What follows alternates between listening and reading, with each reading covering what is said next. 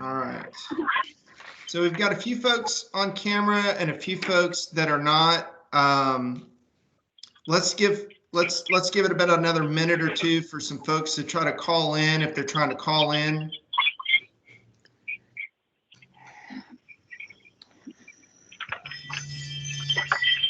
Jay, is Greg going to be joining us?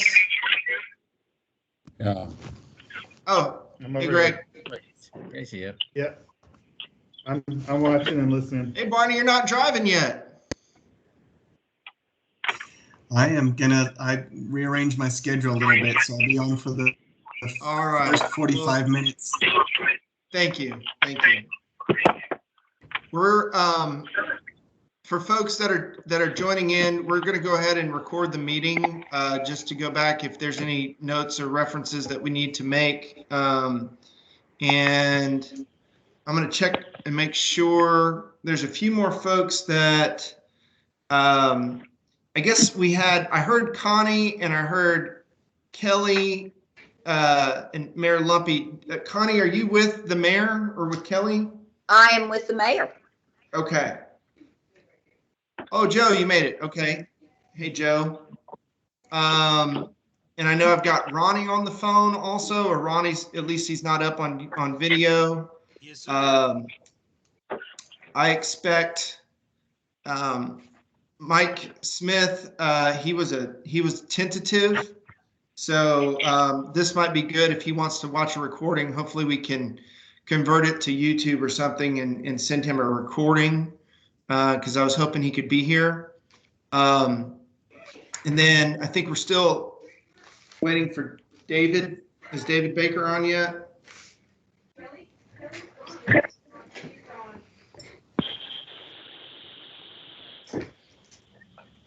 I'm going to text David and then we'll get started.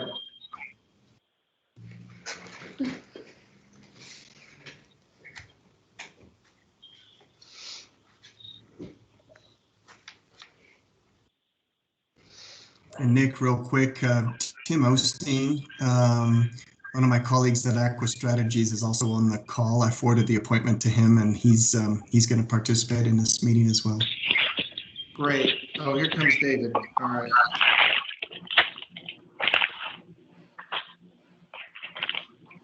All right. I think Feroz was Alfonso going to be on the call today? Yes, he's already there, you know. I can see Yeah. him. You can see him? Okay. Yeah. All right, we got Claudia.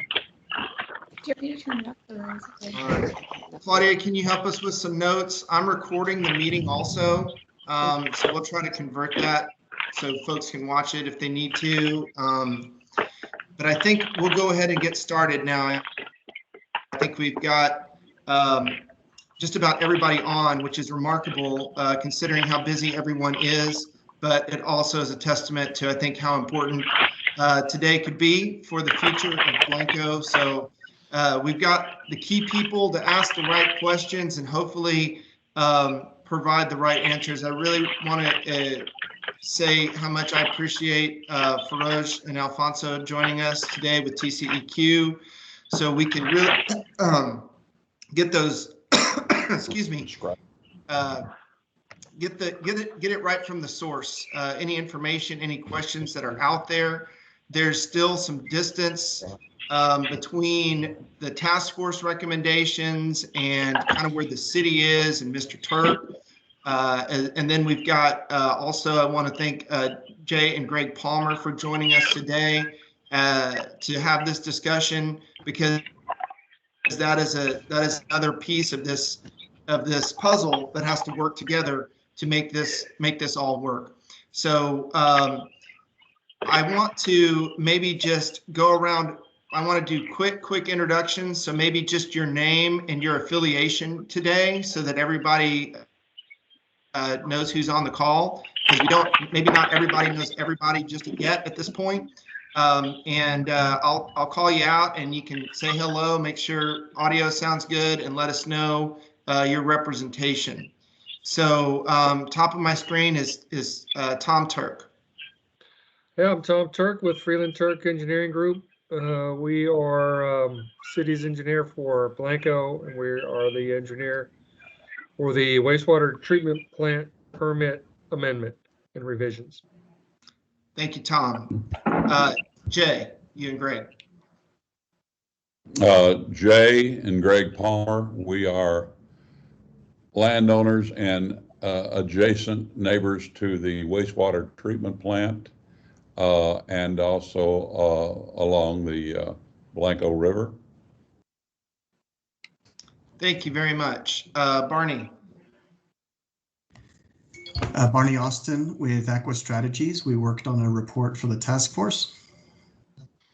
Thanks. And Tim. I'm Tim Osting. I'm also with Aqua Strategies. Worked with Barney on this. Thank you. Feroz.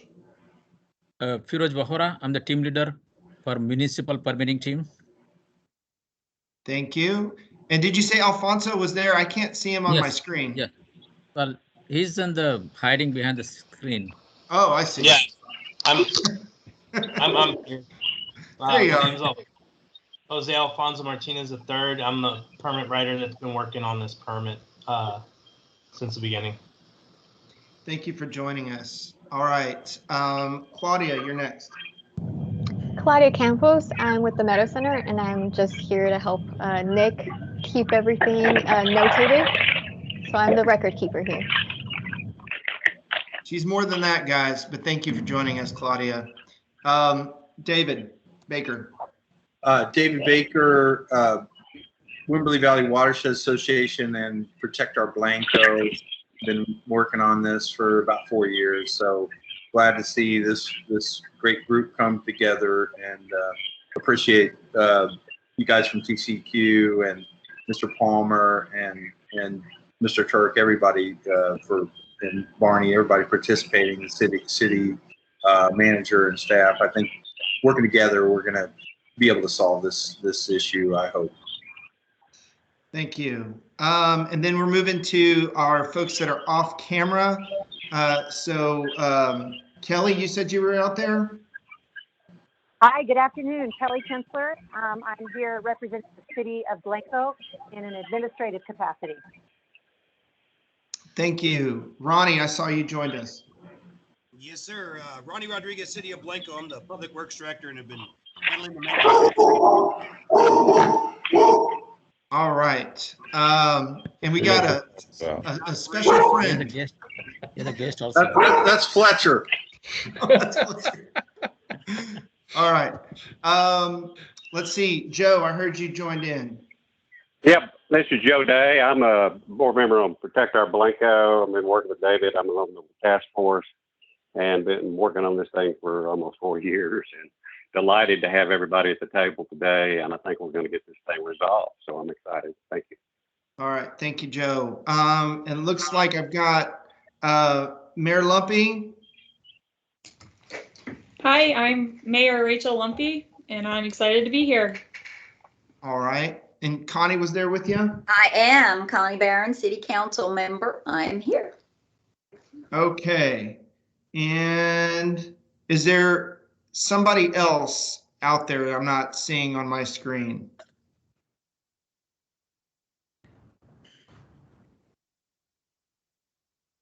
Oh, that's Tim. Oh, Tim turned his, okay, I got it. That's what I got. All right. Well, this is a good crew. This is going to be, with the amount of people on here, I think it's still a good amount, but we're going to have to be real careful that people have opportunities to ask questions and time, and provided some time to ask those questions.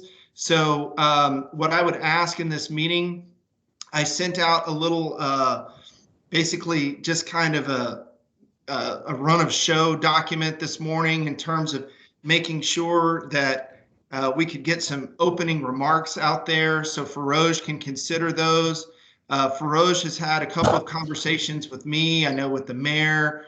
There's been a little bit of confusion on that, so we want to make sure that he has all the up-to-date information. The reason he agreed to be on this call with us today is because TCEQ is very motivated to get Blanco settled, and we want to make sure that we're all sharing the same understanding and the same information to move forward with. And whatever is determined today, if we are able to make a determination, then hopefully council can move forward fairly quickly with that. So I'm going to just give a quick rundown for those of you that I sent the email to.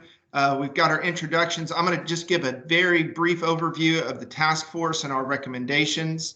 I want to give Mr. Turk an opportunity then to kind of discuss the permit and his thoughts that were, he gave a fairly extensive discussion on that at the last city council meeting last month, but just for TCEQ purposes especially as well. Any other updates from Councilmember Barron or Mayor Lumpy or Kelly or Ronnie?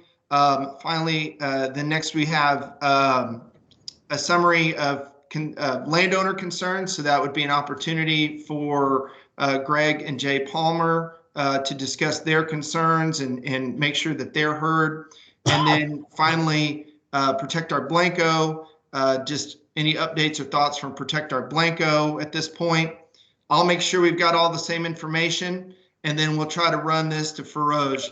So I'm hoping we can get this next piece, these kind of opening remarks and updates done in about 20 minutes or so, which would then leave us, a good half hour to an hour, if you guys have an hour and a half, which is I think what I scheduled this meeting for, to really ask the key questions and come to some type of understanding and hopefully a consensus that we can all be real happy about. I mentioned it is very heartening to know that everybody on this call, I know, has a good heart and wants what's best for the city, for the river. We just have a few different ways of getting there, I think, in everybody's mind. So we're going to have to pick a path, and that's what we hope to do today. And those paths, just as I kind of laid out in the below the run of show, was more of a potential outcomes here. So we've got some no pipeline options and we've got some pipeline options. We've got a phase TLAP, we've got some hybrid TLAP 210. We've got just a standard TPDES with 210. And is that possible without a discharge pipe, or does it require a discharge pipe? We're going to get all those questions answered, and I think we can do that relatively efficiently, since everybody seems to be, I think, pretty knowledgeable. Feroz, you're going to deal with a pretty knowledgeable audience at this point, especially with our engineers and all the work that's been done. The task force, we've had over 11 meetings at this point, really trying to hammer some of these details out and get to our recommendations. And those recommendations that were laid out to City Council in somewhat of a marathon meeting, not quite the marathon meeting I might have expected last month, but it was pretty long, was our first recommendation was that the city, withdraw that TPDES permit and apply for a Texas land application permit. We discussed the fact that that permit, a TLAP, could be a hybrid or phased permit, but that was tabled. The city was not ready to commit to that. Mr. Turk has some other ideas as well that I want him to express to you on behalf of the city, but that was tabled. What was unanimously agreed on by the city council was that the city did need to double the amount of storage that they have currently on their facility, and there's an opportunity to do that. I see my screen froze. Were y'all still hearing me okay? Yeah. Yes. Okay. So everybody agreed the necessity to double the storage, and that was based on 30 years of precipitation data that Aqua Strategies looked at and made that recommendation in the technical report. So that's one thing we agree on. We got to figure out a way to get to that storage with the funding, but that was agreed on. The need to pursue additional acreage for irrigation and reuse opportunities was agreed upon unanimously. And whatever happens, the city wants to continue the task force work on a phase 2 study that will be more comprehensive and look at growth and development in the future for Blanco and trying to develop a sustainable path. I'm going to provide two nuances to these recommendations that I want folks to consider that maybe were not expressed at the meeting, at City Council meeting, just due to we didn't know the circumstances at the time. But there are two things, and Mr. Palmer, I hope you listened to this, and Mr. Turk, because I'd like to get y'all's thoughts and comments on this. One would be the opportunity to install a pipeline onto Palmer's property, but rather than install that pipeline where it makes a right turn and goes down to the river, rather a shorter pipeline that could continue on to the east and reach available lands to the east. Now, right now, there are no leases lined up, but there's ample land and opportunity there to the east. The other thing that I wanted, especially Mr. Palmer, I wanted to mention to you, and Mr. Turk, I wanted to ask you about this, because I don't think that this was clearly expressed in our conversation yesterday with Mr. Palmer or at the council meeting, but there was a strong, desire, and I get this. This was the reason that we're tabled, because that pipeline does present, an option when everything else breaks down, that you can still get the water to the river if you don't have enough storage or things like that without affecting Mr. Palmer's adjacent land. But what I would say is that I think we agree with the additional storage and additional acreage, that pipeline would be used very minimally, right? So we agree it's more of a, assuming that we get the storage and the leased land available, we would have a very small chance of using that pipeline after a pretty significant investment. But the other option is, and I'm sure that Feroz might be able to discuss this a little bit later, but with facilities that have land application and no pipelines to any kind of river, when they get in a situation where they're getting close to ponds overtopping or something like that, because you've got active God or huge rains, pumping out those ponds and dumping them elsewhere is another way to make sure that water doesn't get out to the river or get on adjacent properties. So to pump and dump as kind of as a last resort, this is something that, I realize, what we're talking about here is an insurance policy for a very unlikely event, especially if everything is done properly. But I just wanted to put that out there. And I know that the Palmers have other concerns. I'm sure Mr. Turk has some other things. But I just wanted to throw that out there as the pump and dump would be your backup to your backup. I think the task force feels that the storage and the additional leased land really take care of that insurance policy for the city, assuming it's operated properly and overseen. But I just wanted to throw that out there.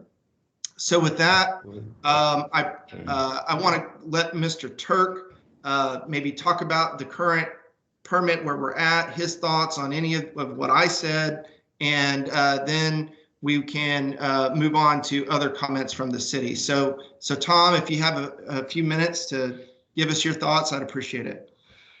Sure, and I'll try to be just as brief as possible. Back in 2016, I believe the city filed a permit application for 1.6 million gallons per day discharge into the Blanco River. That was a direct discharge permit. Obviously, it drew a lot of flies and got a lot of opposition, and the city changed its position, and we submitted last fall a permit to discharge 450,000 gallons a day into the Blanco River. However, that permit came along with a effluent discharge plan, which basically said that the city of Blanco would land apply its effluent, and it would only discharge into the Blanco River in the event of basically a last resort, discharge of last resort. If all the ponds were full and there was no other means to get rid of the effluent. So that's where we sit today. The task force has done some very good work. We issued a letter to the city, basically weighing in on all the task force recommendations.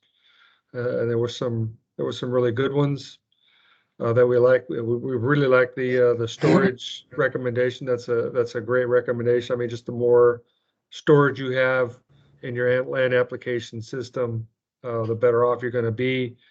Your system has a much better capability of storing water during extreme events, and that conversely lowers the probability that anything will ever be discharged into the Blanco River. So we have a very strong support for that.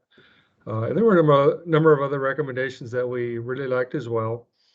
I think the task force recommended basically a TLAP approach to the permit.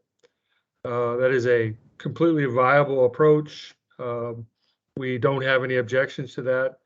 However, the permit application that we did submit basically said to TCEQ that we were going down the route of land applying reclaimed water. And we purposely did that to give the city flexibility over time to expand the system with less bureaucracy than a TLAP. So the approaches are very similar. The permit requirements for a TLAP are more extensive, more costly. And our approach, we wanted to give the city some flexibility, and we wanted to make the expansion of the system from an administrative point of view and an engineering point of view easier than a TLAP. I guess that's about it. Thank you, Tom. I think that covers it. I think, there was that discussion on you used the metaphor of the backup parachute with the pipeline or discharge route. Yeah, I forgot to mention that. Yeah, there's two things that are driving the request to discharge into the Blanco River. Number one is a settlement that the city of Blanco and Mr. Palmer and his company agreed to, and part of that settlement is that a pipeline would be built through a cooperative effort between Mr. Palmer and the city. Mr. Palmer's land is downstream of the plant. If anything bad happens at the plant, his land's going to be affected. It's just a matter of reality and practicality that's where the effluent would go. And so the pipeline is a legal means to get effluent down to the Blanco River if we ever need to do that. The city of Blanco has transformed from a direct discharge to the Blanco River to a land application system. Those type of systems are inherently vulnerable to extreme weather events, rain, cold, and it's just a matter of time, before that system doesn't work and we discharge effluent. It's not that it's not going to happen. It is going to happen at some point, and we want a legal means to discharge if that ever happens. So that is why the city has requested the ability to discharge into the Blanco River. Okay, thank you, Tom. I appreciate that analysis and your thoughts. So are there any other folks from the city that wanted to add to what Mr. Turk has said at this point, or other comments? I can't see everybody, so you may have to just speak up. I think he covered everything on my end, so.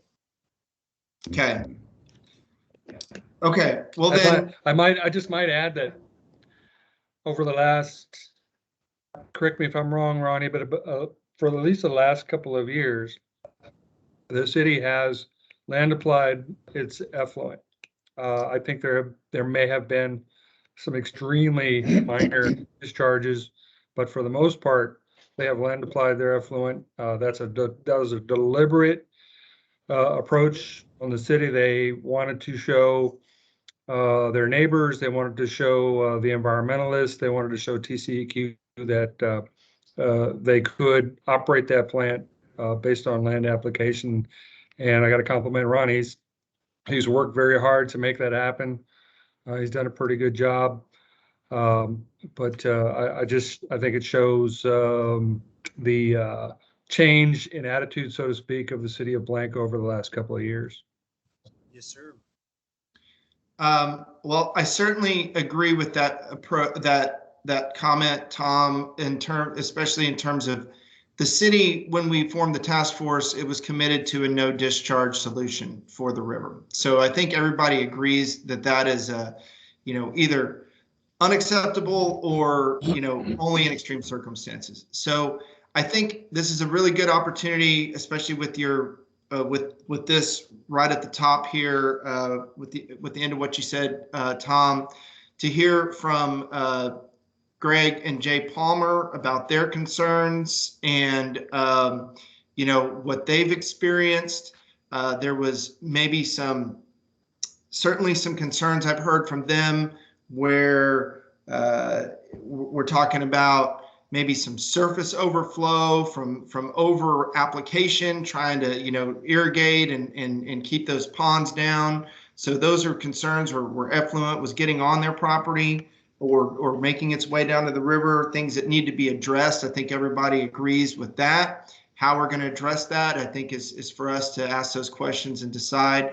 But Jay and Greg, I guess the floor is yours at this point to lay out your concerns and thoughts and make sure that they're considered by the group today in our questions with TCEQ. Well, first of all, I'm not quite as bright and cheerful about the way this is being handled. We continue to have effluent water onto our property. And we are not in favor of water discharged into the Blanco River. I think we do a disfavor to everyone by discussing this as a discharge pipeline. When you're going after a zero discharge permit, I think we probably best describe this as an emergency relief valve than a discharge. And that's all we're trying to do, because as Tom Turk adequately pointed out, not only will there be times where we have other catastrophes and other failures, we continue having that right now because there's an oversaturation of water being irrigated on adjacent property. We've got it in our water table. We've got issues that just to this day need to be resolved. And this didn't just happen with us. There's a long history involving the previous owner, and it relates to management of the system and lack of oversight. So if we could come up with some kind of a hybrid, which I believe has been discussed, that assures us that we don't have any issues with water during occasions where we have freezes or power outages or whatnot. I'm the beneficiary of all this water running downhill to the southeast, and there's nothing we can do about it other than trying to initiate the system that I thought we'd come up with and used as our settlement to allow this relief valve around our property. If it's going to go down to the Blanco River, it's going to go down to the Blanco River. I just don't want it to run through my yard, through our vineyards, and through our property, I'd rather it go around in a way that is not harmful to us and gets it to the river if it has to go to the river. And until somebody convinces me that there will no longer be discharge along our fence line that comes right onto our property and convinces us that we're not going to be exposed to effluent water coming across our property whenever there's, you know, a 2-inch rain or any other reasons, I feel like this relief valve, as I choose to call it, is something necessary. I hope it never gets used. And to say that, you know, this is an expenditure that the city shouldn't have to pay, I've agreed to pay half of it. It's that important to me to keep this water off my property. And it's kind of disheartening to hear folks who are with us today trying to resolve this to say that if there's any kind of solution that involves a pipeline to the river, there's going to be $260,000 worth of legal fees that you're going to have to spend to prevent this. And to me, that's not a way to get it resolved. So I hope we can just kind of eliminate that mindset and see if there's a hybrid solution that involves everything that's been discussed, but some kind of a relief valve if there's ever a problem. That's my 2 cents worth. Greg, if you got something to add to that. Well, I think the thing to point out, and Tom mentioned that there were 2 reasons for needing the discharge route or the ability to discharge, and one was a settlement agreement. From the very beginning, you know, we're not in control of the city's discharge. We have nothing to do with it, and I think my dad did a good job of mentioning that we're not in favor of it as much as anybody else is. But the problem is that if it's not land applied, or if it's land applied properly, it's coming on our property. So we're just trying to make the best of a bad situation. If the city can't take care of its discharge, it's coming on us. The other thing that's a concern for us at this point is timing, because as anything that involves this many big groups, you know, what might be resolved in a day or two, if it's 2 people talking, can stretch into months and years. And so we had an agreement worked out that would protect us if the city couldn't keep its effluent from off our property. And we thought we had that in place. And now what we have are challenges to that. And all we want is the water off of us. And so we came up with a bid for getting that done. We're ready to move forward with the city's help. And, you know, if there's other alternatives, we don't want that to damage us, because we've got the solution that protects us right now. And we're willing to work with anybody for an alternate solution. But in the meantime, construction prices are going up all around us. And this is something that impacts us, because we're the ones that have to pay for increases to construction costs if ultimately the resolution is we have to put in a discharge pipeline, whether that's 1 year, 2 years from now, whether, you know, whenever that is. That's the way the current contract works, and we're ready to perform under our contract. And if the city does not want to perform on the contract, that's something we need to know about, and we need to deal with it and come up either with some way to amend our agreement, or, you know, figure out where we go from there, if not. Well, thank you, gentlemen. I appreciate those concerns. I know those are the same concerns that you guys have expressed to me.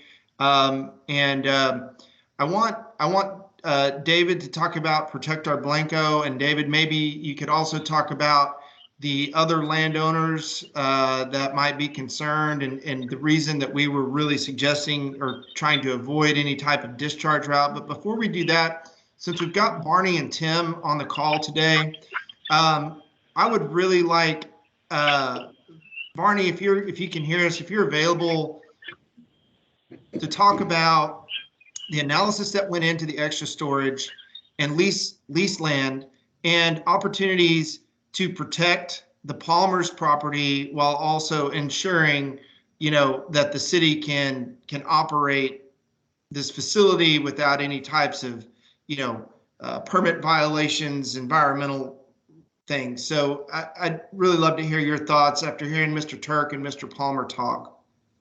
Yeah, for sure, Nick. And I thought Tom did a real good job of summarizing the situation and showing that the task force's position is really pretty closely aligned to the city's thinking and Tom's thinking on what we need to do.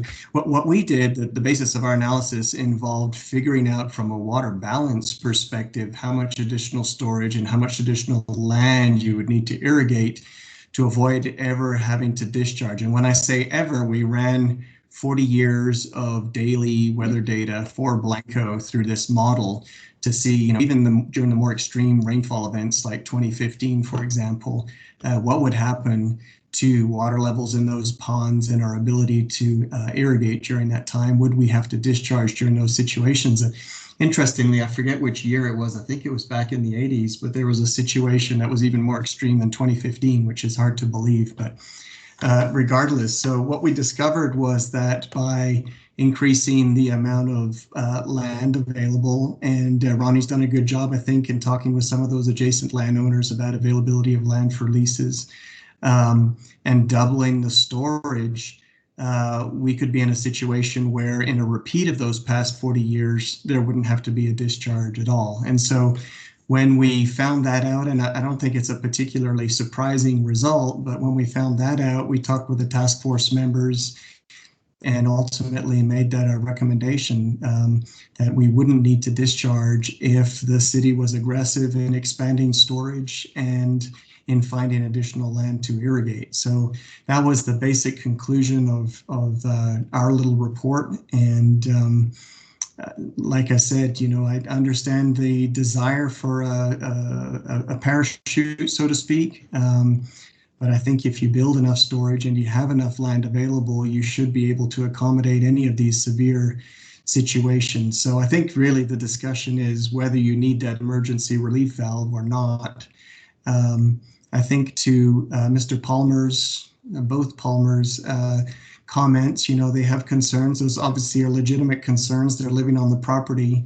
I do think, though, that the more land that you have available, the less saturated that ground is, the better the ability to absorb the treated effluent, and the less of a severe problem they'll have. So I think they'll find that their situation is resolved by going down this path as well.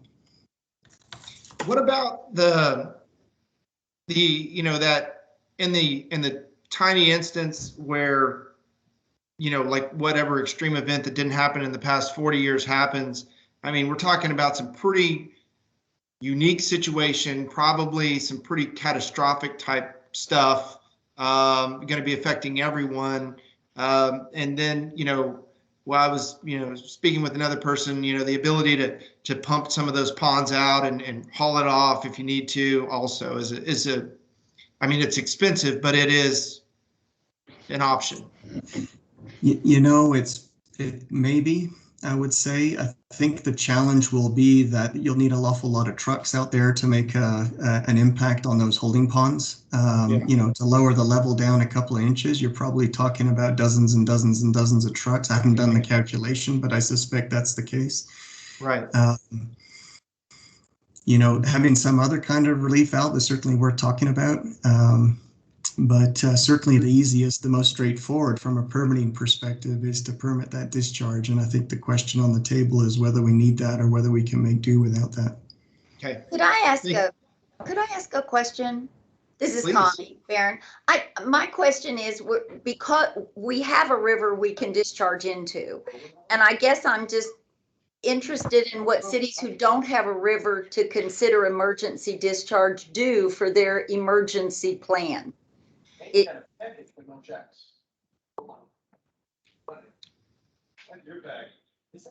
Well, I would assume it's gonna, there's gonna be, everywhere you're in a watershed, so it's gonna go downhill somewhere. Okay. That's the case. So, and Feroz, I'm just about to turn you loose, but I want Joe and David, and if Joe is available to add any comments in response to any of these thoughts and other concerns when we talk about, you know, those potential litigation concerns that I think also the city really needs to consider. So, David, if you wanted to have some thoughts or questions, now's the time. Hey, well, thanks, Nick. And I just appreciate this forum, the fact that we're all talking. I feel that, you know, that this is the way we're going to solve the problem, as both Palmers shared. You know, I know the frustration you all have gone through over time with, you know, having illicit discharges on your property. And I know, you know, the angst that the downstream landowners have about the idea of any kind of discharge, you know, certainly on a regular basis. I do see, you know, the wisdom of, you know, this force de jure at certain times, but I do think that there is a better solution. I think the task force has, and Barney's work has, you know, done the analysis. I have a number of questions for Mr. Feroz and his colleague there. What I might, you know, what I might do is just paste those into the chat, and, you know, it's probably maybe more than what, you know, we can address today, but I think the other, you know, so I don't know, Nick, if you want to go through each one of these, I put them in there. We could also get a written response back from TCEQ on some of these questions, but, you know, could the city do both a TLAP and 210 reuse on the same land? That was, you know, my first question for Feroz. Well, Yeah. yeah. Let me- Hold on, just 1 second, Feroz. So David, so we want to, if we're going to go into questions for Feroz, let me just kind of boil down what we've got, unless you had any like kind of more, this is more of a time to make some statements or anything like that, or if Joe had something to say. Go ahead, let me make a quick statement there of what I heard from Jay Palmer. Sounds to me like, and maybe this is will be a Feroz question, is that the TLAP evaluation procedure in the permitting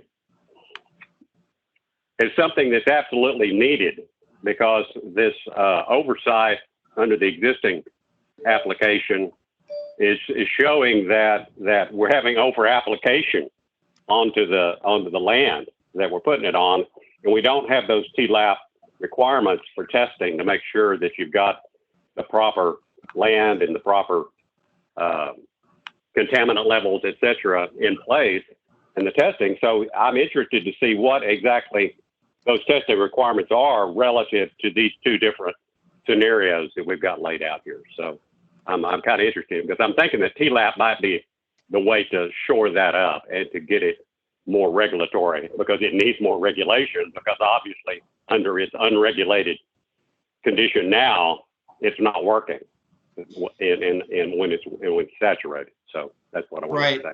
And that's a question of balancing nimbleness and flexibility with oversight and safety and regulation. And so that's what that's really where we're trying to land is where's the right balance there to protect the adjacent landowners, downstream landowners, the river, and the city. David, did you have anything else you wanted to add real quick, and then we'll go into some questions?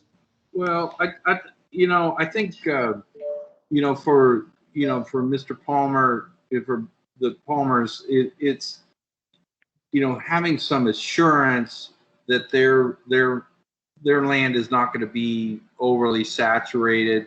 And I think that you said it, Nick. It's both an oversight issue of having the TCEQ enforcement rules there, but also potentially having some other third party oversight on that operation, making sure that the effluent is meeting the water quality standards, that it's not being oversaturated on the soil, all of those things that you've expressed as concerns.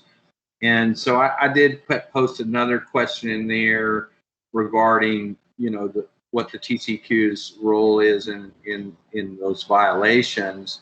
But I think that we at Protect Our Blanco, we're here to try to solve this problem. We don't want to spend the money on the attorneys. We want to spend the money on solutions and bringing resources to the table. But I know for a fact that if that line goes to the river, there will be groups and landowners that will file contested cases and will file lawsuits and fight that directly. And I think that's what we're trying to avoid and trying to come up with a solution that can work for everybody here. So I just think us continuing to communicate with the parties that are here and working through the task force to solve this problem is going to be our best route to get the TCEQ, to get that permit finalized. So we don't have to answer all those questions that I've posted in there. I'm happy to send that as an email, but we're here to work for a solution, and I appreciate the opportunity to do that. All right. Can I jump in for a second real quick, Nick? Please. Yeah. I want to make sure that everybody is on the same page as us when it comes to the discharge pipeline, quote unquote, discharge pipeline. And right now there's a discharge route to the river that goes over our property. What we negotiated was for an alternate route that would be underground. And so that's what we're talking about, is changing one discharge route for another discharge route. If you stop the city from putting in the underground pipeline that we're talking about doing, there's still the existing discharge route. And anytime that there's water that comes off the city's property onto our property, it's running down that ditch, and it goes into the Blanco River. So eliminating the underground pipeline does not eliminate the discharge route, is the point I'd like to make. They're both accomplishing the same thing.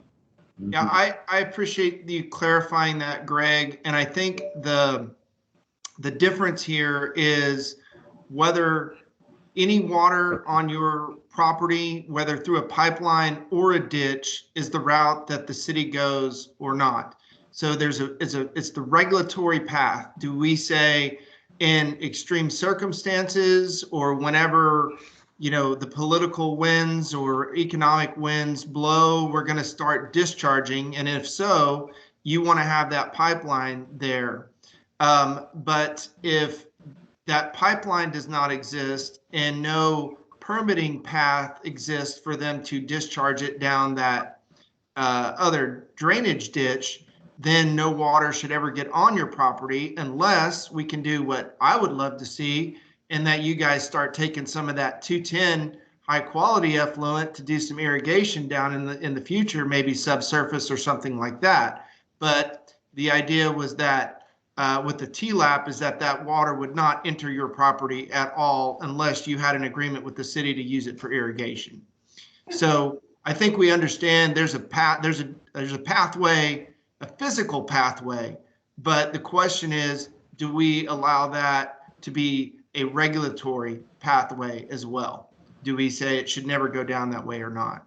So Feroz, I think you've heard kind of these, these different concerns that we have. We have a task force recommendation. The engineer, Mr. Turk, had made some fine points about, what he feels is more flexible and gives the city less bureaucratic, nightmares potentially, but lacks oversight and lacks certain things like soil testing and things like that might actually be good for the environment with the TLAP. But there's a balance there. We also have the concern there's a no standing lawsuit against the discharge permit, but a draft permit has not yet been issued. It's still in that application phase. So with all of these kind of things out there, I appreciate you listening to all of that patiently, Feroz. The idea now is hopefully to get some thoughts from you and then allow us to ask some of these questions like David was ready to ask. But maybe if you had kind of first blush based on hearing all of this, if you had some thoughts. Well, thank you, Nick. And I appreciate everyone's time. Tom, real good presentation. Mr. Palmer, I appreciate your concern, and Jay and Greg and everyone else. I guess I can go by the step by step, so at least it doesn't confuse everyone, because yes, we had 1.6 MGD permit that was remained back to us to drop the flow to 450,000 gallon. And this is still look like a city has enough capacity to live with for another maybe 10 years. It's not because based on the actual current flow versus future growth, that should be good enough. So for us, the TPD's permit, yes, discharge route is issues, whether you go open ditch or pipe, and pipe is the one we're negotiating during 1.6 MGD phase permit with Mr. Palmer. Well, the issue came up, that it's really needed 1.6 because you can ask for moon, but can you afford the moon? Because this is too optimistic flow for the city based on their current need. Plus, you don't want to inherit some big responsibility with a major permit. So I'm glad the city has decided to drop the flow to the 450 in that range. That makes sense. Now, that this permit, and Mr. Parman has concerned that, hey, regardless what you committed, and if you have the permit, you are going to go through my property someday because of the weather conditions.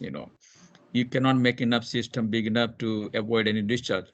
Well, yes, if you're everyone talking about the doubling the storage, but I don't know the number, what number storage you're talking about, how much capacity you are talking about, because I need to know what basis you are considering storage. Because in typical water balance calculations of Central Texas, I have seen up to 60 days minimum storage required for Central Texas, minimum. So is this the number you are looking for, the doubling the storage based on what flow? Because I haven't got any number. Everyone keep talking doubling the acre and doubling the flow. I say doubling the storage. I need to know that number because yes, the TPD's permit give them some kind of outlet as a discharge, but if you design the system according to the TLAP conditions, but not TLAP permit, under reuse, well, this is what we have seen in some of the side agreement. You craft the agreement according to TLAP permit. You are going to do X, Y, Z. Some of the TLAP permit require, soil analysis, all the report requirement. You can put any wish list in your outside agreement as mirror like TLAP permit. And we can do calculation to show based on that flow, I can throw some numbers, 250,000 gallon. Suppose you require a couple hundred acres. 450, you require maybe doubling acres. Let's come with the storage.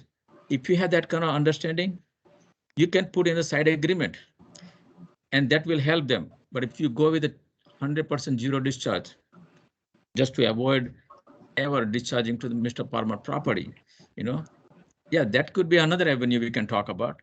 That because if you have enough acreage, because historically speaking, city, I'm not going to bad mouth about anyone because whoever operated the plant at 10 years ago may not be there to begin with, But then again, how you operate the plant is one thing.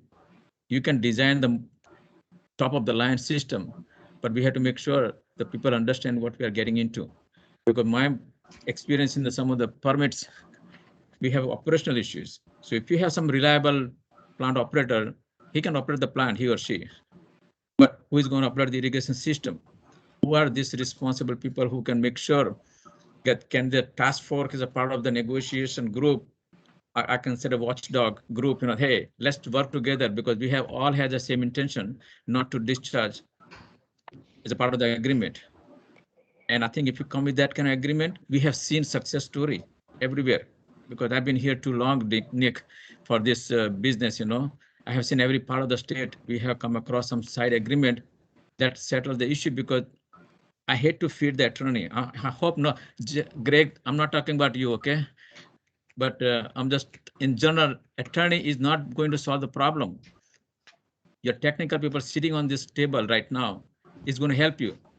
And Mr. Parma is nice enough from day one. I'd like to appreciate his effort, that his gentleman is from day one helping us to mitigate the issues. How do we solve these problems?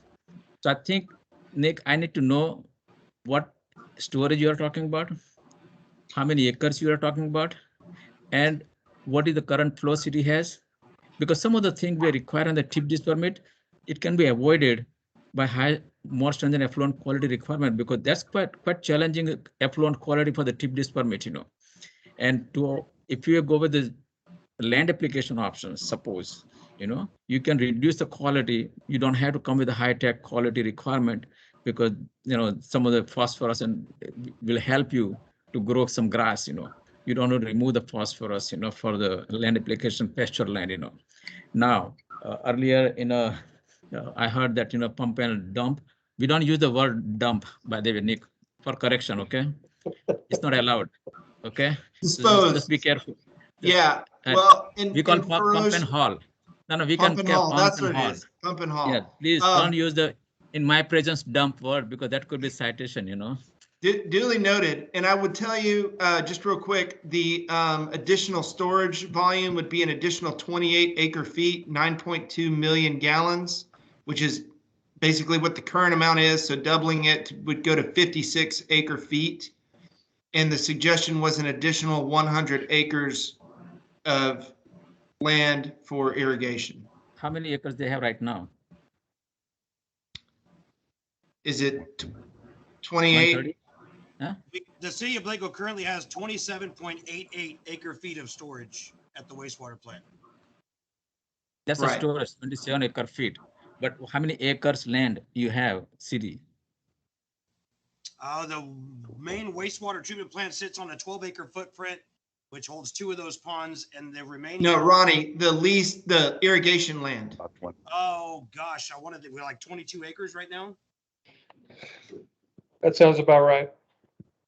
So on the 22 acre, you're adding another 100, suppose. So total 122 acres land we have with the total 56 acre feet. This is where we have to crunch the number. How much flow it can accommodate? Because with the number, given the fact, the 450 is a wish list number, we can play with the number with the current situation, what we are dealing with, without costing city additional cost, If you look at that route on the TLAP options, even the tip dish permit is a sake of the discussion, but if you're switching the permit to TLAP, I don't have any problem, but I can see the point from the city because they will be under the microscope for the TLAP permit. Every single detail will be judged. On the 210, you have more flexibility on the land use. You can add the customer, add another 50 acre, nothing to worry about. But if you're on the TLAP, if you add another 1 acre, you will be open on the permit again. And that's not the route city will have to do it, So if I have more agreement on the reuse and keep adding customers, because Texas, we are going through drought for decades. And I have seen it's a feast and famine, it's flash flood, extended drought. Well, we have to make the system enough to handle those kind of permit conditions, So I don't want to confuse people with multiple options. If I go with the tip dish permit, discharge route, pipe, and pipe was the avenue that Mr. Parma do not want to see the effluent flow all over his place, property, We have seen in the past some of the people do the man-made ditch, but Mr. Parma may not appreciate any ditch going through his property because of the discharge route, because that was another issue we had, in the past, that even the permit says that discharge route go through blah, blah, blah description to the Blanco. Well, it was not defined. It was going everywhere, seems like, in the past, So for us, tip dish permit is the economical options, but the trust issues, whether it ever going to discharge, well, this permit allows them to discharge in the critical conditions. I mean, that was a TCEQ position, Now, so for us, it should not be issued. Any where the condition dictate the discharge required because they don't have enough land to go to irrigate. They don't have enough storage, So most of the time under wet weather condition, you may have some of the runoff going worse than effluent quality, by the way.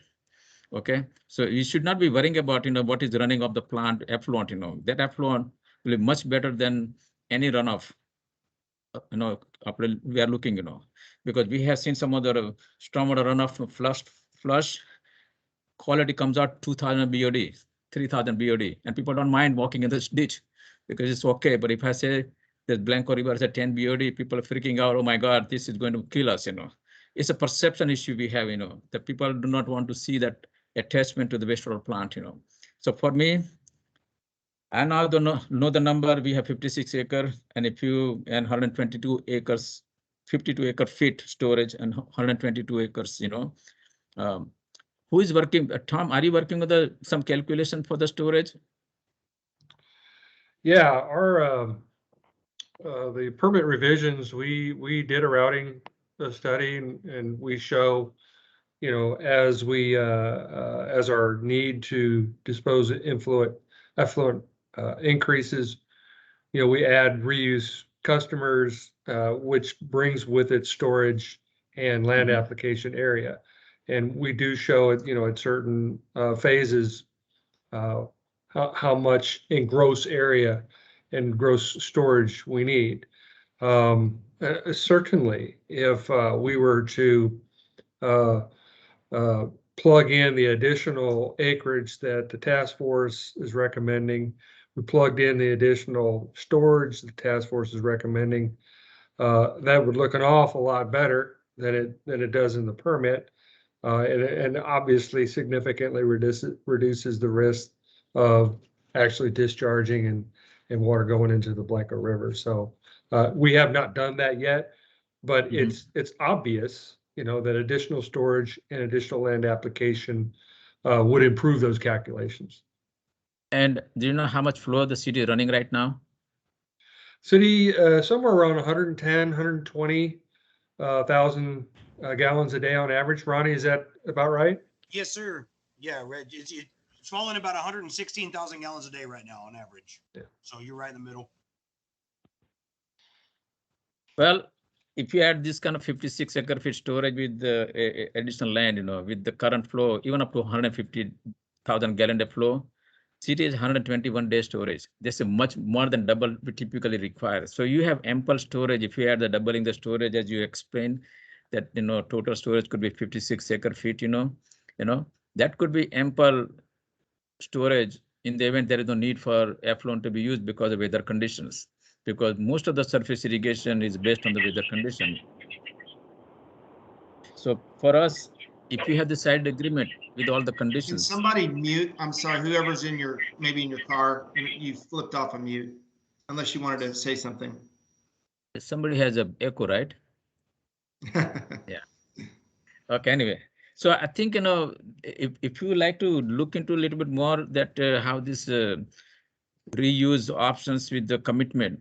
Now, some of the irrigation practice, I don't know the historical part, but we can still define because some of the acreage we are adding 100 acre. We don't know what kind of condition we are dealing with, because some of the land, under the permit will have a little bit more defined conditions, slopes, soil, water, soil, even soil depth, what kind of vegetation we are talking about, So some of the thing has to be a little bit look into more. It's not adding the acreage and throw effluent, because we don't want to go somewhere else now, because those acreage has to make it irrigable acreage and have some benefit with this effluent. They can, who are going to use this effluent can literally benefit with this any kind of haze and crop, any grass, So I think it can be done without unnecessary cost, but I think we have to come with some kind of game plan how this is going to help out.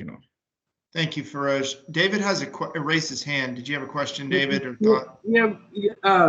Could the city rely on leases and contracts for the third-party landowners to meet the TLAP land requirements?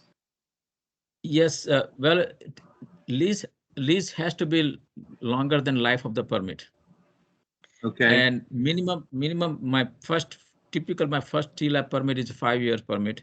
So if somebody applying for the TLAP permit, you'll be looking for more than 5 years, preferably 7 to 10 years permit at least, But if you have long-term lease, which is much beneficial, if you have 20 years lease or something that you don't have to worry about even the next renewal, because we have seen some surprises that somebody doesn't want to renew the lease, and now the city is at least permitted looking for some option, and it's tough at their stage, So we like to have a little bit longer lease, so city has confidence that they can continue working on that conditions, whatever the land application, Would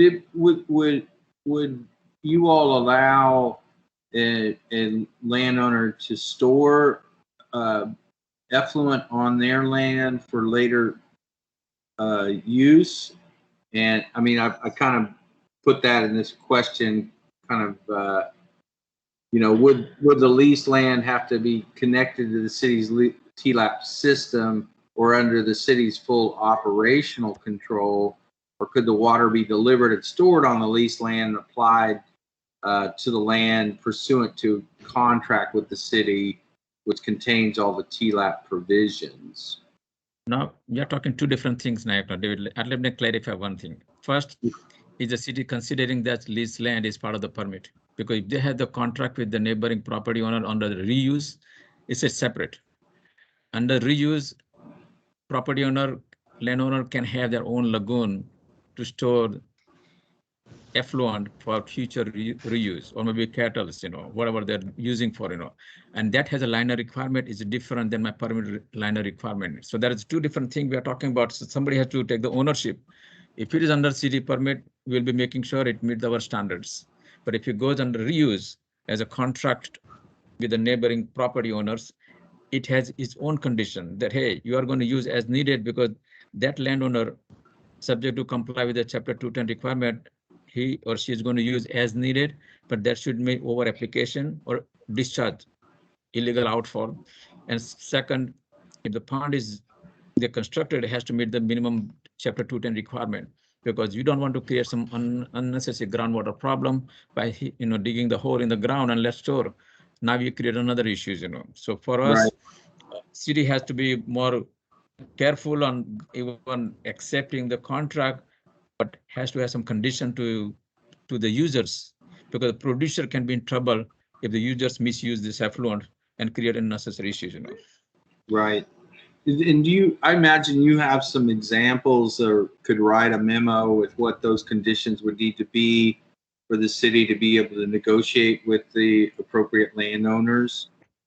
Well, we had the Chapter 210. If you look at the Chapter 210, it has built in all those conditions, What is the minimum requirement for the users? I mean, this is where our 210 application itself is this, clear that if somebody want to get in the some kind of agreement, or at least he would like to add the customer, the producer and users has a shared responsibility. So simply take a look at our application if you like, and we can help you with, and our Chapter 210 itself is a guidance, if somebody want, and the best way to get a little bit more, Louis Herring, he's the one who does 210 authorization approval, Because I think there are multiple landowners that are very interested, but I think the city, would need to present those details, to what that contract would look like, what those requirements would be, and sort of articulate that in these other questions about 210 in terms of, could a landowner reject the water? I won't go into all the weeds on that, but I also think you would allow like subsurface drip on a property, then that would be allowed, and if the soil conditions were appropriate. For the reuse? Yes. Well, you can, definitely. You can define your reuse disposal method, because the problem is we have, we have to have some kind of commitment or some kind of accountability. Because Yeah. if you design the system, have to meet some minimum standards, because sometimes you don't worry about, but may create more problems. And how you design the subsurface is not cheap, by the way. So most of the time, if you have some landscape and put some drip system where they reuse purple pipe, is one thing. But if I go through some kind of pasture land, subsurface is not the right option. It's a pivot system can be obviously much, preferable. But then again, you can define your need based on your land use purpose. If you take pasture land, you grow as much you need, but there will be time you don't need effluent, and then effluent has to go somewhere else, which is the storage we are talking about. That Right. there is no need. I think this is where we have to consider that how many storage needed. If somebody in real perfect world, which is none, by the way, but in the perfect world, sometime you can see I can get by 45, 50 days storage. But that's an ultimate flow. Well, you are not ultimate flow right now. If you look at 450, you are 150. How about 300,000 gallon? You have some kind of safety factor. So for me, additional land and additional reuse customer will have indirect, the benefit for not to discharge, because city does not have to discharge. They will not be making enough effluent to feed those customers, suppose, Right. it will be that good enough to help out each other, and even Mr. Parman can benefit reuse, if he has enough land in his own property, but these are all reuse customer we are talking about. And it can be, most of the time it's easy to say reuse, okay? Yeah. Putting together infrastructure itself is challenging, by the way. It's not that it's going to happen that people say, let me use the other side of the town. How you get there, point B, So most of the time, let's look at the logistic. What is surrounding plant site the city has that can be easily convey this effluent from point A to point B? Right. And that's one option. Second, how many customers we have that can have long-term lease? Because I would like to secure some reuse, some kind of commitment, rather than it's not cities have to worry about every other year. Oh my God, that customer doesn't care anymore, Well, no, you'll have to have some kind of commitment. And most of the farmers, I don't think they're going to walk away if they're benefiting, that should benefit to everyone, Right. Well, I was listening to Mr. Palmer, and I think if there was a way to guarantee the quality, guarantee that there wouldn't be illicit flows on your land, and there was a way to integrate it into your development plan in a way that benefited your overall goals, maybe that could be something we could look at, together with the engineers and as at least an exercise to see if there was a way for that to be beneficially used in your development scheme. I'm just trying to think of ways that are most efficient in terms of the cost, and certainly trying to cap your cost on that pipe. I think is a really important goal to satisfy your all's concern about that cost rising over time. So I think those are two issues that maybe we could, have further discussions about. I agree, and I want to move this conversation along and get the temperature of a couple of folks right now and thoughts.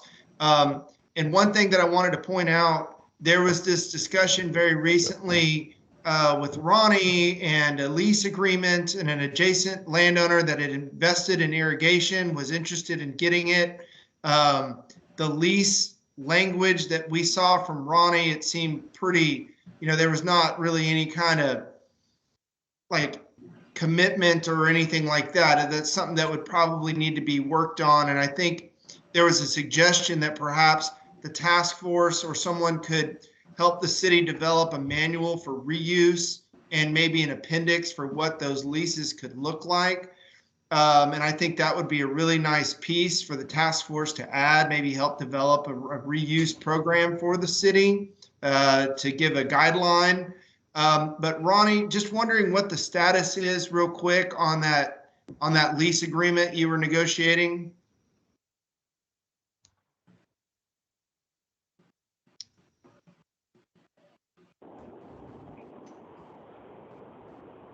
Ronnie, are you there? It looks like he's muted. Kelly Kinsler. I can probably add, I can Oh, probably fill okay. in maybe. Thanks, Kelly. So the lease agreement that currently exists has legal problems as well as, hello? Oh, here Sorry we go. about I think that. Ronnie just jumped on. Go ahead and finish, Kelly.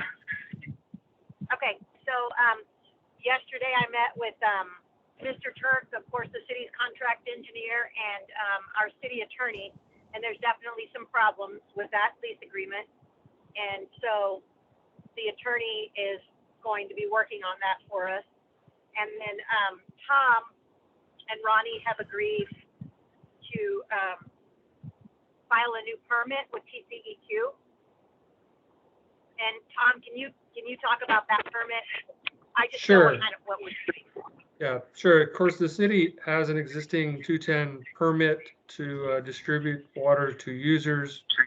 However, that permit needs to be amended. And what we need to do is basically identify who those users might be. We also want to expand that permit to include Tom, type hold 2 on. water. Tom, hold on 1 second. Can somebody mute, please, with the background noise while Tom's talking? Thank you. All right. So in essence, the existing 210 permit needs to be amended. We need to identify who the users are. We also have to install some facilities to help distribute that water. That's got to be engineered and approved by TCEQ. And there's a few other minor things that have to be done to get that permitted, that permit amended and updated so that the city can actually physically distribute that water. Okay. It's Kelly Kinsler. Thank you, Tom, for filling in that part. As far as the city's lease agreement for that water, the city can't just give a resource away. And so what we're looking at doing is exchanging something for that water at this point, possibly an easement for that road that goes back to the wastewater treatment plant.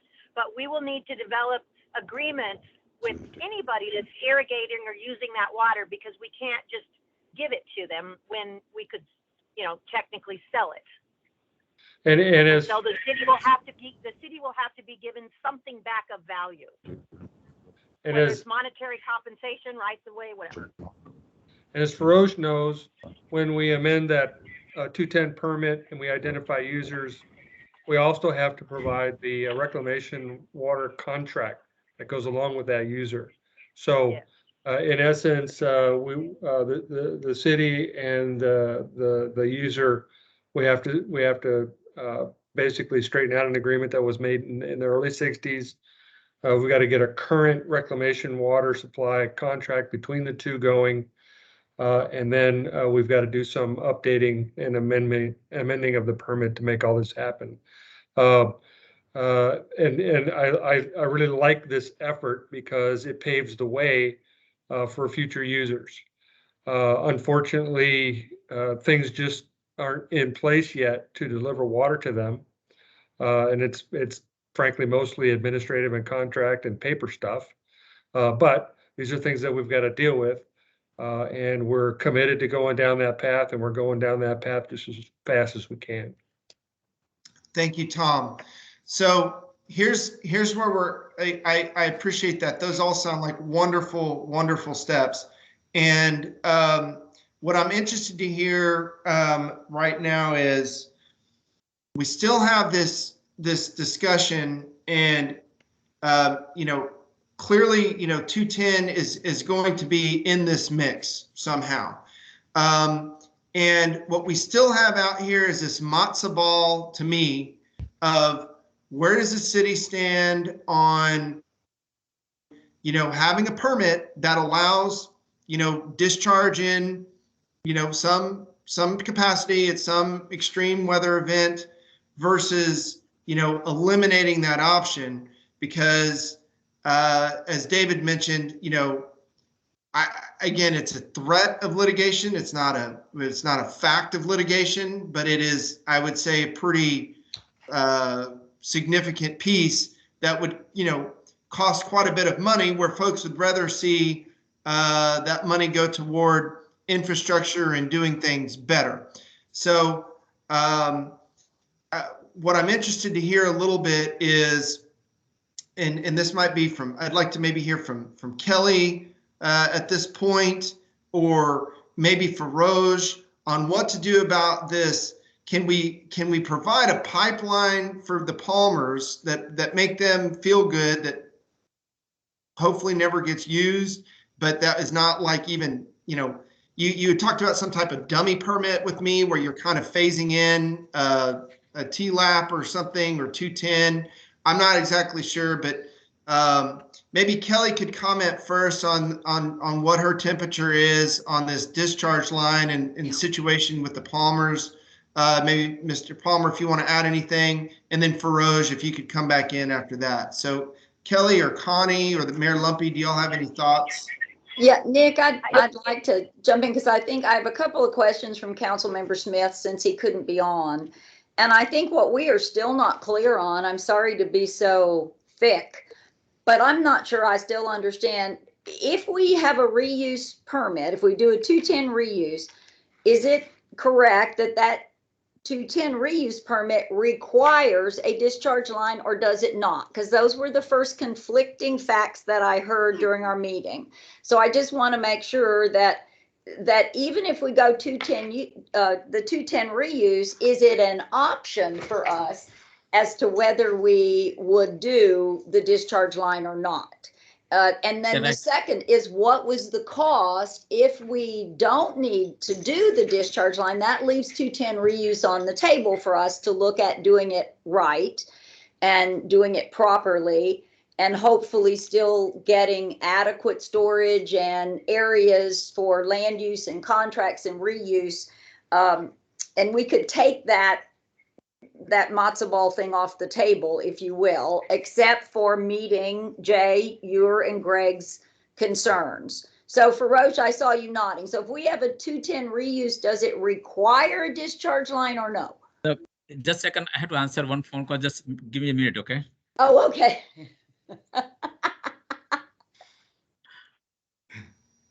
So I'll come back to that. Then Jay, my concern is, or my question to you is, if we were to put the discharge line in, and that'll become another conversation once Feroz is able to give me that answer. But let's say we put the discharge line in, but we're still, after we've constructed this line, you're still having runoff and you're still getting water running across your land. Then we're kind of right back where we started after a big, expensive, controversial line. So those are my two issues. Feroz, if you would answer my question first, and then Jay, let's come back to you. Okay, well, let me tell you one thing. Oh, I'm sorry, what happened? Reuse is not permit, by the way. You have to have the permit first. So we haven't secured the permit first, so we cannot talk about the reuse. So for me, reuse is secondary, permit is priority. How you craft the permit, that's the whole issue we are dealing with, pipe, no pipe, what kind of flow you are talking about, how much you committed to under the side agreement to reuse, to give you some assurance that you are not going to discharge, So for us, first we have to secure the permit. Let's assume the tip dish permit and have some language. Now, Nick brought to my attention, or someone else said, what about the phasing the approach on the piping? Well, Mr. Parban would like to get some kind of clarification, because let's assume that in the first phase, there is no pipe, but you have enough land to continue activity without discharging. But in the second phase, if you ever think, then pipe may be coming. Well, why would be putting that kind of expense for the future as a option for the pipe when we have enough acres to work with? And I'm just trying to make sure that we thought that discharge route should be good enough, but it's just a fundamental issue that no one cares for the effluent in the Blanco. But that's the whole point we are dealing with, It's not like matter of quality, but it's matter of perception, maybe, or maybe trust, what is coming out of the whole thing. I don't know what is coming. Feroz, Feroz, I don't think a lot of people trust the TCEQ effluent limits to protect the Hill Country River. I think that's the Thank big. you. It's nice, thing. nice to know, Nick. This is not the first time I'm drafting the permit, okay? I've been here too long, buddy. That's your opinion. Okay? And nice to have the opinion, but we've got for other me, things too, don't we? Of course we do. Of course we do. Okay. But no, it's nice to know you have good reputation. Thanks for a compliment about the TCEQ. You know, if you need some help, be careful. If But I could I answer Council Member Barron's second part of the question, if Feroz is finished. Okay, no, I'm fine. Go ahead, please. I think in conjunction with the route and the discharge pipeline versus the irrigation that could possibly continue to overflow, oversaturate onto our property, I think that we were in hopes that we could accommodate both of those issues. If I had my druthers, I wish that the irrigation on the south end of the 110 acres would be discontinued altogether, because that's where most of the overflow is coming off of the city property onto our property.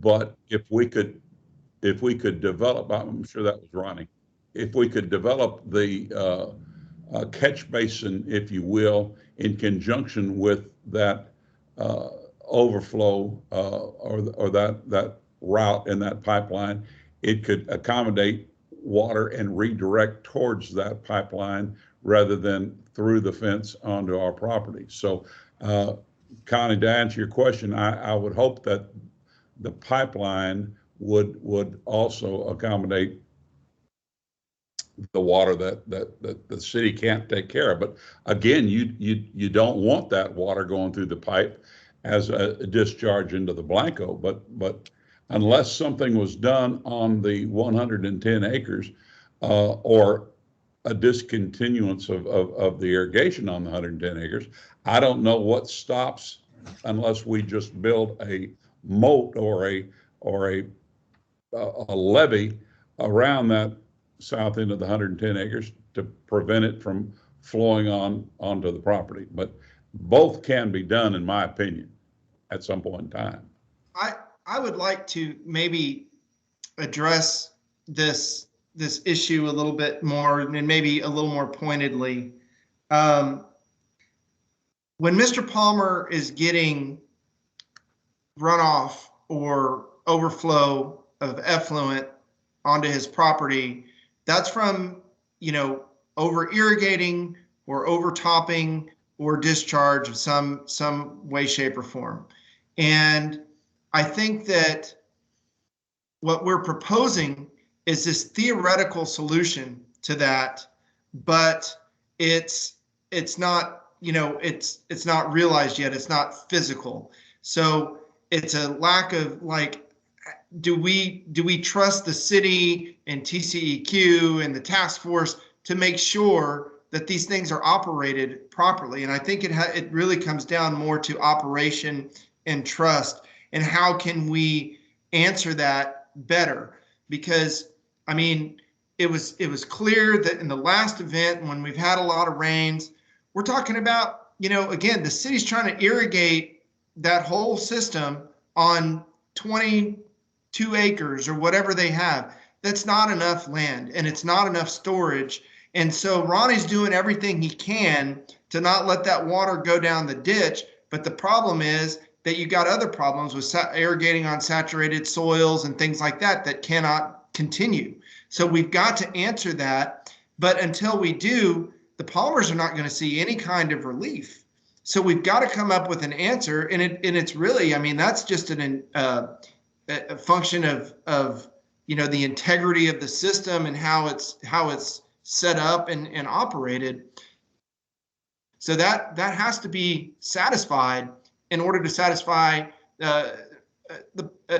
Palmer and his company and Greg. And so this is still kind of this question out there, because if the city had all this, you know, 150 acres and 56 acre feet of storage, Ronnie wouldn't be under that kind of pressure, and we wouldn't be seeing that kind of runoff situation.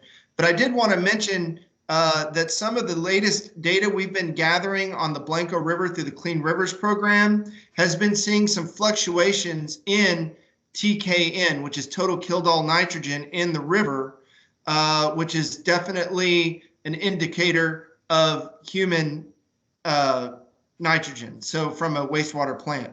So whether it's, you know, being discharged in there or running off, we're seeing some TKN in the Blanco during certain times of year when algae's not taking it up or other things are holding on to it. It's being released back into the river. So there's still some problems that need to get worked through. But the question is, if we get the acreage and we get the storage, how can we also ensure that this system is going to be protective of their property? So Feroz, do you have any thoughts on that? No, I think Nick, you laid on everything because it's all operational issues. Suppose then we can spread out on the detail and agreement, you know, because some of the typically on the TLAP permit, we have some application rate requirement, you know, what kind of, you know, slope minimum requirement, anything above 8 to 10% slope should be discarded those acres, you know. Sometimes the buffer zone requirement, some of the setback distance from the creek bed to, you know, 50 feet or 25 feet, both sides, you know, some of the, those are logistic has to work out. It's not like I have acre, I'm going to dump on the acreage and it will take care. Well, as you mentioned, you know, over application will happen if you have only 22 acres to work with, you know. But now knowingly the city can have additional 100 acres given the flow. And that's the whole thing I was talking about on the side agreement, how you craft a language that has some kind of proper design system that works. It's not like you open the floodgate and the effluent will be taken care by the land, you know. It has to be defined application rate, dosing cycle, sometimes some of the things that you had worked out on the slopes and maybe buffer from the property line, because we are not supposed to irrigate next to the fence on the TLAP permit. And we'd like to have 25 feet or 50 feet strip along the fence that will avoid any runoff and some of the berm requirements, you know. So some of the things, I don't know the actual site. I've never been to the Blanco myself, you know, but if you are operator, typically those are the conditions TLAP permit require. So if you like to mirror copy of our TLAP permit conditions under the site agreement, you will see the results. You will see the difference because now the people has a little bit more, Tom has to do some little bit more work on the given the game plan, how to operate the irrigation system, because it's not happen automatic. It has some defined process, you know. Okay, and let me. That was Mike's question, Nick. I just want to jump in. Is he did want a cost comparison between the two types of permits. What would it cost in monitoring and operations if we were operating under a TLAP and its requirements versus a 210 reuse? So that was one of his to try to quantify for us a little bit. 210 is a little bit more on the, I guess, on a need basis, but we don't have any other monitoring requirements, you know. On the TLAP permit, you will be under microscope. City will be putting all the requirements, you know. You have to even site preparation. You have to require all the logistic, you know, how you're going to operate the system, how you maintain the storage requirement, water cropping management, even the cutting requirements, you know, making sure that nitrogen not overloaded on the same land over and over, you know. So 210, it's just like you are handing over the effluent to some neighbor and he or she is going to use as needed. Well, that's a trust, but how can you make sure it's happening, you know? So that's right. So there's less oversight with that 210 water, which is, again, there's benefits to that and costs to that. Feroz, I don't know if we got Connie's question completely answered with yours. You said that I understand that the 210 is first you have to get the permit and then you get the 210 authorizations. But yes. The question, so could that permit come in? Could a TPDES permit come in that does not require a pipeline? Or does it always require a discharge route? No, we didn't ask for the pipe. The pipe was the issue because of the past practices, you know, whatever the Mr. Palmer was suffering. Well, I mean a discharge route. I'm sorry, discharge route. No, discharge route, we are not required pipe.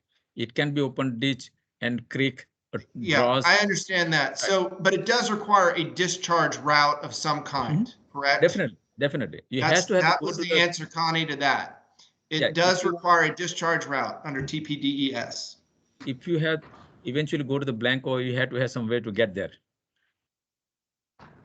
So that may be the option, a creek or pipe or ditch, whatever, But that's a tip dish permit, If you're looking with the TLAP, that's a different story, So each permit treated independently, but tip dish permit give you more option for the not to commit in specific storage requirements, specific acreage requirement. You can add customer under 210. In the permit, you cannot add acreage on the TLAP. You have to open up the permit and go through the whole drill again. So some of the thing on the TLAP permit is once you get the permit, you're home free. But if you add any additional acreage, you're coming back to the same game plan again, talking about storage and calculations, And how do you do, Feroz, let's just run this scenario out for me. If the city applies under TPDES, you've got to get a permit through that includes a discharge route. So if the city wants to say we're not going to have a discharge route, they're going to have to come in under TLAP, correct? But then you said that you could maybe phase that TLAP. So as they added, you could maybe right size a TLAP right now and talked about, basing it on more on current flow levels. And you were saying maybe we could get some exception on volume amounts and then build up that permit as we get more acreage and more storage. Is that how that would work? I think all I was talking about how you want to play your need, because let's assume that you have enough acreage for right now. Can you go 100% TLAP? Maybe, because you have enough acreage and versus in storage, But in the future, if they do decide, I think the city is trying to benefit for the long term. It's not a patchwork they're talking about. Let me give some permit right now, and 5 years I'm back to again the square one. I'll have to see the city secure the permit for next 20 years or something. So at least they are securing some, consistency for their commitment, what they're getting into, So for us, we are here to help in the sense, what kind of permit you need. If you tip this permit or TLAP, or if you tip this permit with the commit with the side agreement, with the no discharge, with the 210, let's talk about, Each one has some requirement. Is nothing the free, anything comes in, because the 210 come with some responsibility, and you have to have enough storage to talk about, because on the tip dish permit, we are not talking specific storage. So if you have the 210, I will have to keep them out of my permit, keep in the side agreement. You don't want to coming with my permit with the 210 reference, because it's unnecessary. For us, let's keep the one permit at a time, and which one you want to process, that way at least we can help, Well, I think what we've got right now is the city's going to have to decide which fat pill they want to swallow, and that is going with the TPDES permit in 210, that maybe you put in enough restrictions to make people feel okay about it downstream, but it's going to have a discharge route to the Blanco River. It's going to have a permitted outfall. Or do you take the pill of a TLAP and understand that there's going to be more oversight and more regulation and, those kinds of administrative hurdles and costs? How to quantify those costs, I don't know what those might be. Is it $10,000 a year or $100,000 a year? I don't know what those administrative costs would be. I think that's something that needs to be found out. But I do think that right now, I've just, it's more than reading tea leaves. I would say there's a very strong chance if the city tries to permit that TPDES permit, it's going to face some legal battle. So I think TPDES with enough, maybe you can put in enough carrots for the folks so they won't fight the permit, or it's TLAP, and then you've got to bite the administrative bullet of seeing that come to fruition. Those are the two choices I think that are clearly on the table that the city has to decide on. Would you agree with that, Tom? That's a pretty fair statement, yeah. Okay. But if I could just interject, I mean, I've heard it back and forth as far as having to go for the permit and then doing the 210 reuse authorization. I just want to make sure everybody is aware that the city of Blanco currently does already have an authorization for reclaimed water that we're operating on right now. With that 210 authorization is what we're able to do as far as irrigation or consuming and utilizing that water on city-owned property already. So in the future, it wouldn't be that we have to go for a 210 authorization, but we already have one. Issue date of September 17, 2018. So I just want to make sure everybody was aware of that.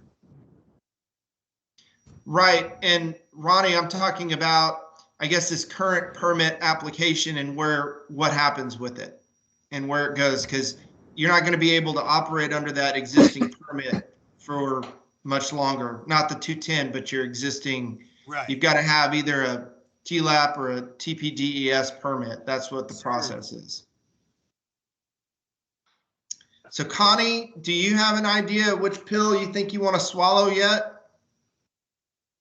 I find it very difficult to think that the city of Blanco can take on right now. My first instinct, we haven't quantified these prices, but additional operational costs and administrative responsibilities to monitor and be in compliance with the TLAP permit, I think is very, it doesn't seem real optimistic on our part. What I would like to think is that if there is a way that in order to have the whatever kind of TPD is, I don't know what that stands for. I keep hearing those. What does that stand for?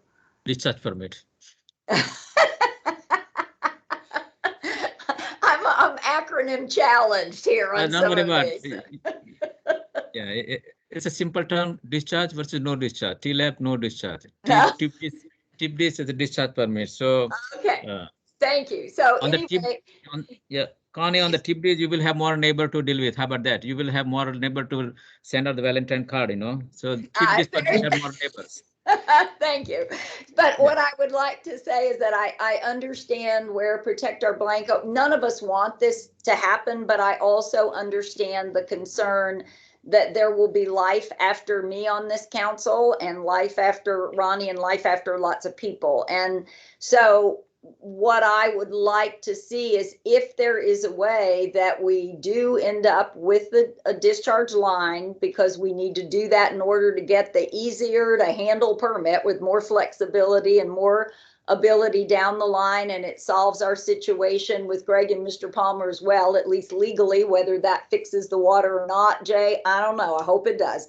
But that said, is there a way to put conditions through a contractual public-private partnership with the city and the nonprofits for testing, for monitoring, for something that would make other concerned groups feel that they can hold us accountable and prevent any use, like we say we don't want to, we mean it, but now into perpetuity, in order to avoid litigation, but come to some sort of a conditional standard agreement that would allow that sort of monitoring and oversight to keep us honest. And that's what I'd like to see us try to do.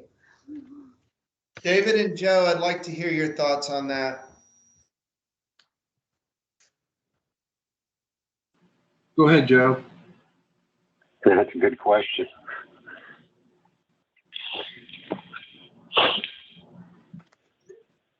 I don't really have an opinion on that right now. I need to think on it some more. I mean, we've opened up lots of different avenues here. I think the main thing is to make a judgment on the TLAP being prohibitively expensive or prohibitively, from a documentation perspective or an overhead perspective, prohibitive. I think that what we need to do is we need to put together a budget on that and make sure that we're understanding exactly. So maybe that's something Barney can look at or Tom to come up with some numbers to try to see what that differential is.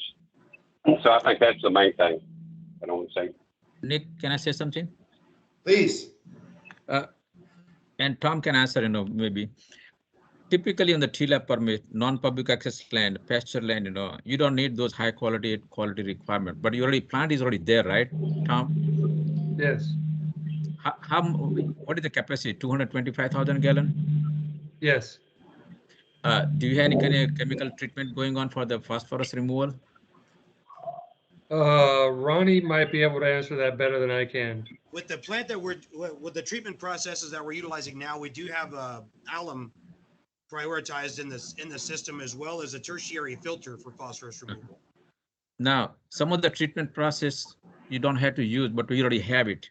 On the TLAP, that typically you can get by with a 65 grab BOD, which is, secondary effluent on your own pasture land, suppose, Right. While on the discharge, you have require much better quality. So you have operational cost for the plant itself attached to your tip dish permit, So if you're looking for the TLAP permit, you can save some of the cost on operational.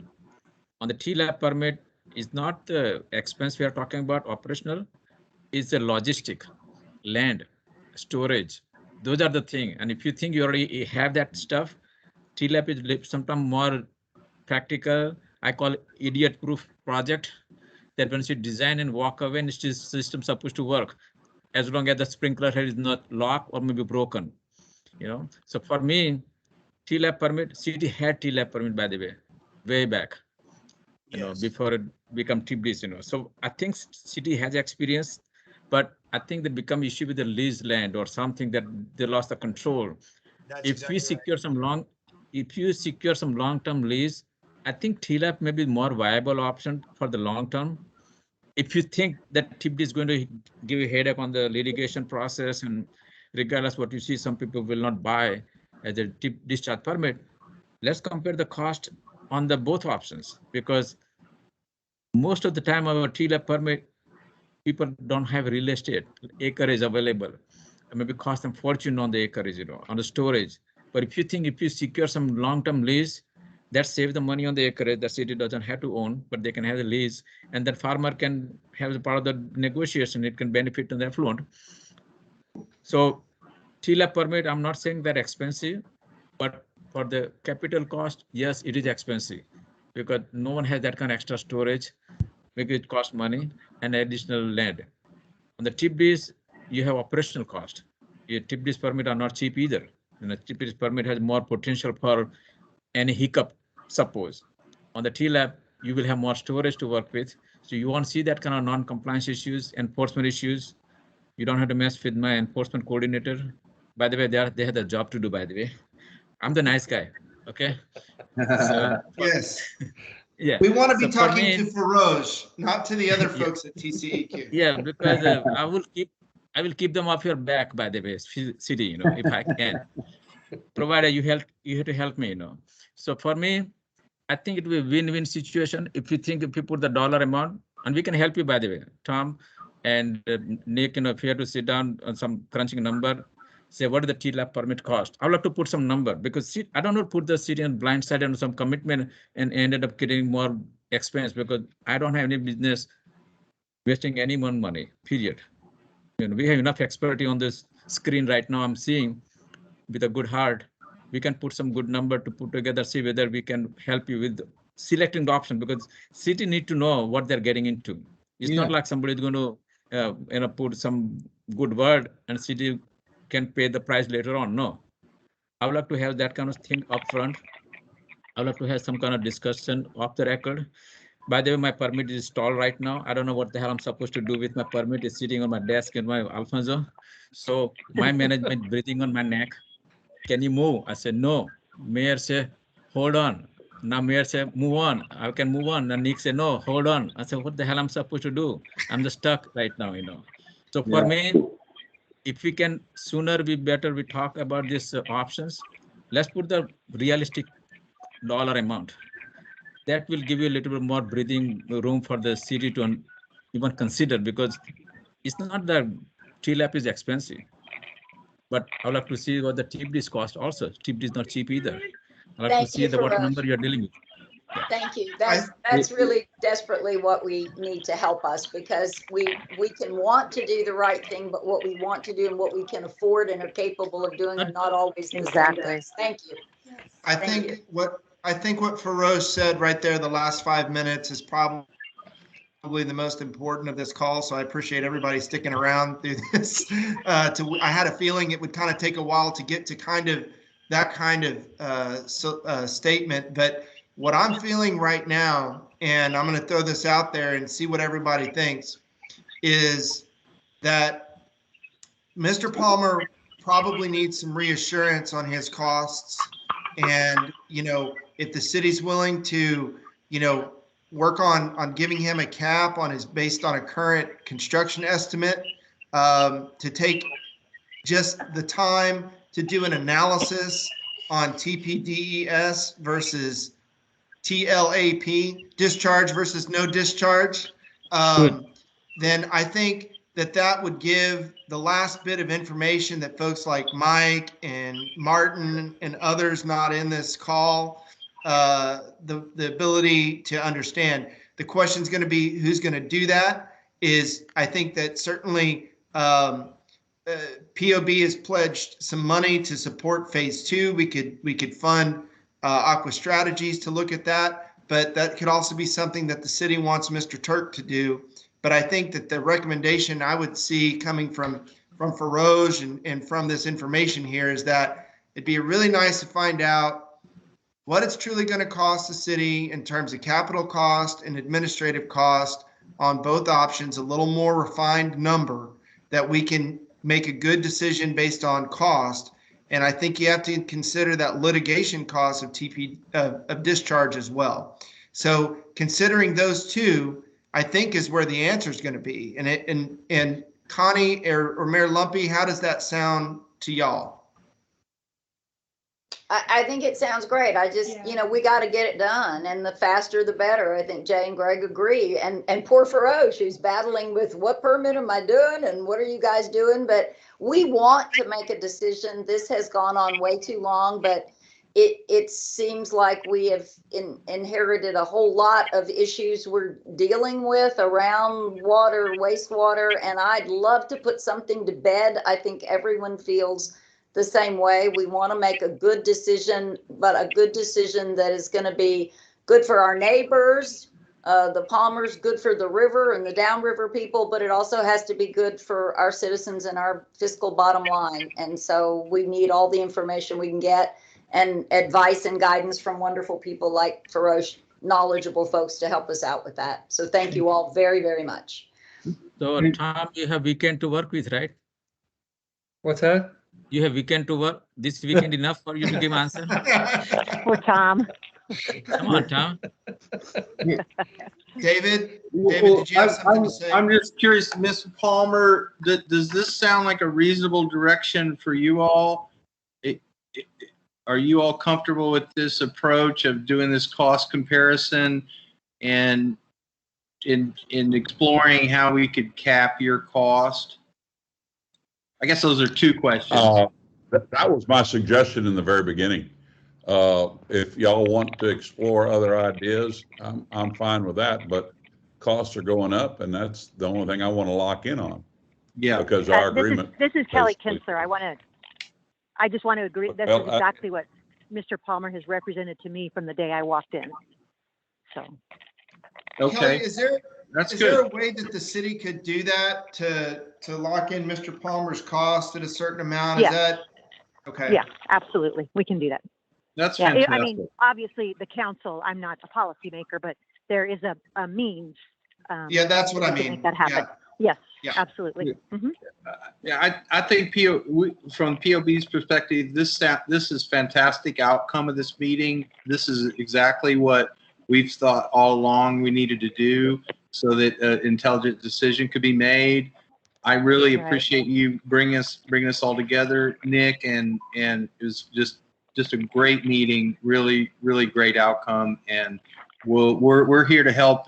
And, you know, I do think whether it's Barney or Mr. Turk, I think the task force is, you know, willing to work on this. But, you know, I think it's a great direction, really good outcome. And Nick, I'm going to ask you one Can I question. just simply add to what was previously discussed and ask if, I think we discussed maybe Kelly and Tom, if when the two of you or any other council members would like to go out to the site, I'd certainly like to visit with you on the site and let me show you some of my concerns. Yeah, Mr. Palmer, I told you I've already agreed to do that, and we had to cancel that one time. So we just need to reset it. That's correct. That'd be great. Feroz, you were going to say something. Yes, I need some favor. If somebody bitch about me, just make sure that I was trying to help you guys out, okay? Because I didn't have any business. Because my job is my manager going to freak out. Hey, what the hell you are talking with the Blanco and other people? I said, well, we are just exploring some settlement, you know. So I don't have any business, but sometimes working for the government, you don't have to use logic, okay? Yeah, I had to make sure that I don't get in trouble by simply helping you guys out, because I'm going beyond my role and responsibility. This is not my place. Typically I go, but I always love to help out the people if I can, you know. So for me, if something come back in a boomerang, I'm going to ask you guys, help me out, bail out. I don't know, look for the different job, by the way. Hey, Feroz, Thank you. I bet, you know, Tom might could contract with you to write the permit or something if things go south. So we can keep you. We got your back, Feroz. I'm retired. How about that? I'm retired. Yeah, we got your back. Listen, I just want to say a huge thank you to everyone on this call for the decorum and the respect that was shown in a pretty dicey, I think, issue. There's a lot of passion behind this, but everyone was very eloquent in their thoughts and questions and responses. So I can't thank you all enough for doing this.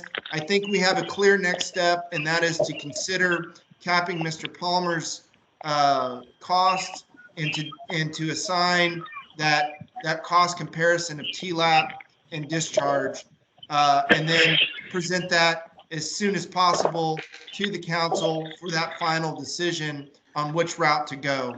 So I don't know how much longer how much more time Feroz can buy for us. We need to make it happen pretty quick. I said by Monday. Yeah, but we need to get that done.